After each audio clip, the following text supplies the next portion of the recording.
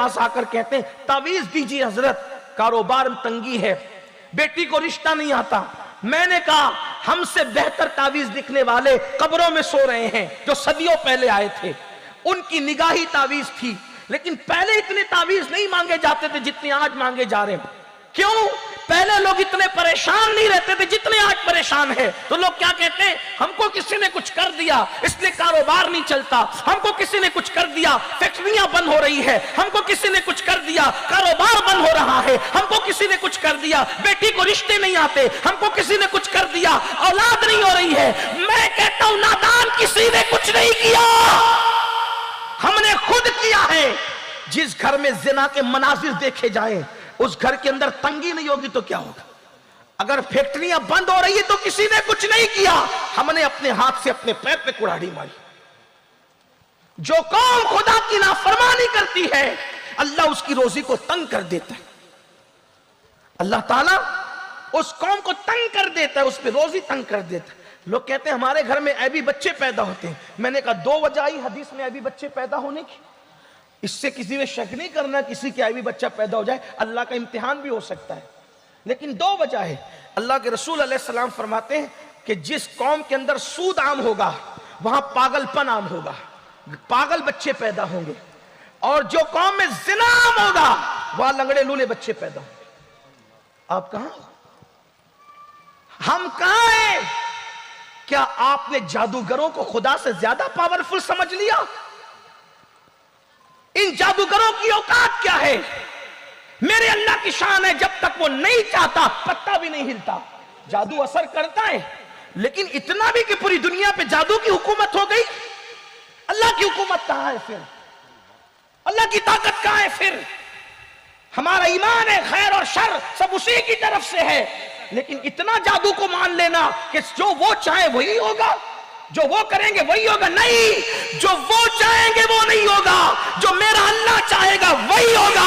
अच्छी तरह याद रखना, अगर मेरा अल्लाह चाहे 70,000 जादूगर आते हैं और एक अल्लाह का सच्चा बंदा मूसा की शक्ल में आता है तो जादूगर मूसा को कुछ नहीं कर पाते। मूसा के जरिए से 70,000 को ईमान की दौलत नसीब हो जाती।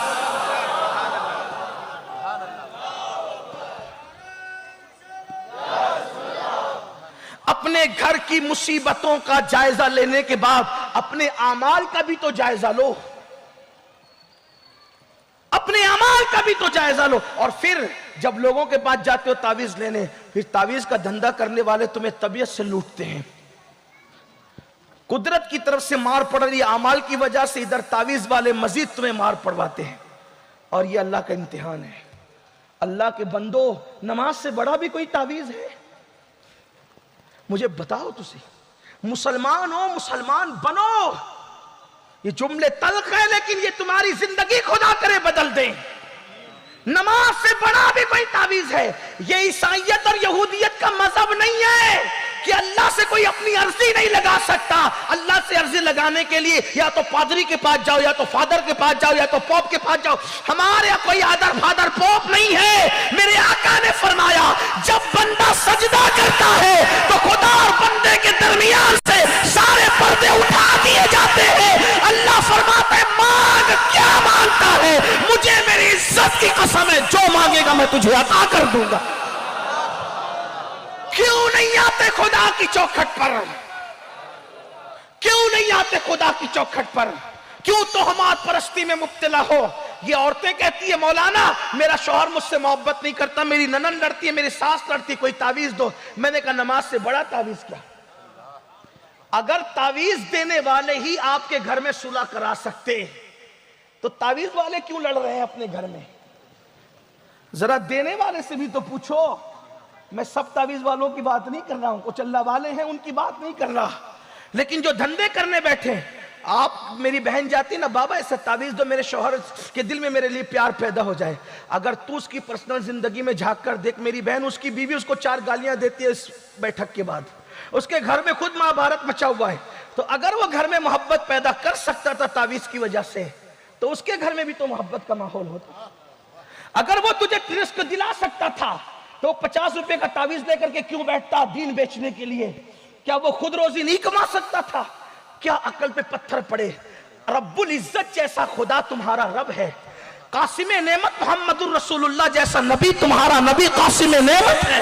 खल्क के हाकिम हो तुम, रिज्क के कासिम हो तुमसे मिला जो मिला तुम पे करोड़ों दुरूद। नारे तकबीर, नारे रिसालत, मसलके आला हजरत। ऐसी बातें करो तो कहते ये मौलवियों को क्या समझता है। नहीं, मौलवियों को कुछ नहीं समझता, आप ही को सब कुछ समझता है, आप ही हमें समझाएं। लोग कहते हैं मौलाना बरकत नहीं, फैक्ट्री चला के बरकत नहीं है, मौलवी 5,000 रुपये लेकर के शान से जिंदगी गुजार रहा है, फर्क क्या है। आपकी फैक्ट्री में बरकत नहीं, उसको 5,000 में बरकत है, फर्क क्या है। गुनाह तू कर रहा है, वो गुनाह से महफूज है, इसलिए सुकून से, बस बात इतनी। आप गुनाह को समझते क्या है। तो अल्लाह के बंदो, सजदा हर मुश्किल का इलाज, गुनाह को छोड़ देना हर मुश्किल का। देखो तावीज तो इमाम हसन ने दिया। एक शख्स आया, बारिश नहीं हो रही का इस्तिगफार पर। एक शख्स आया, कौजूर औलाद नहीं है, इस्तिगफार पर। कौजूर खेती का मसला है का इस्तिगफार पर। सवाल 3 थे, जवाब एक ही था। लोगों ने पूछा हुजूर औलाद नहीं, इस्तिगफार। अब देखो किसी को इस्तिगफार वाला वजीफा देखो तो नहीं हजरत आप ही कुछ लिख के दो, मैंने नहीं कुछ करना। क्यों?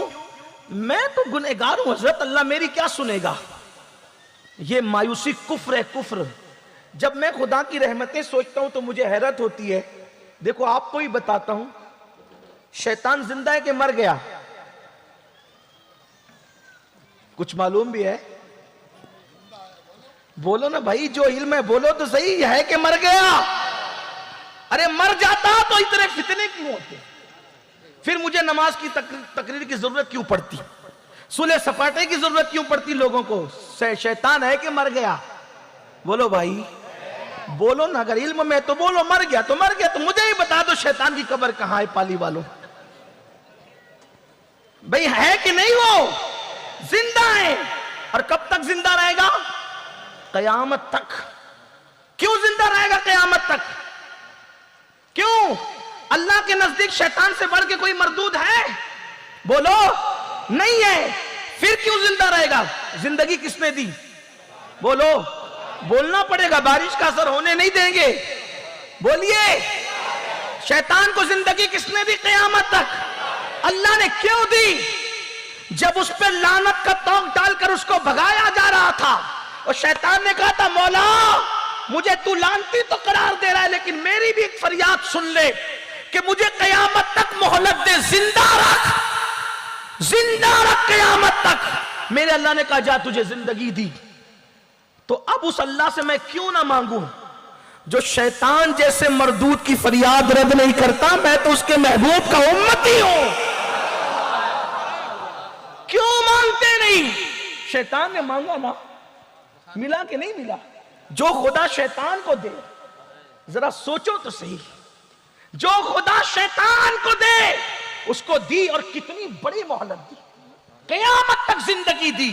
आप क्या समझ रहे हो खुदा की रहमतों को? हमने खुदा की कद्र नहीं की। वमा क़दरुल्लाह हक़्क़ क़द्रिह, तुमने अल्लाह की वो कद्र नहीं की जो कद्र करने का हक था। हर अरे गहरे नत्तू खैरे के पास गए, कभी उसकी चौखट पे तो आओ।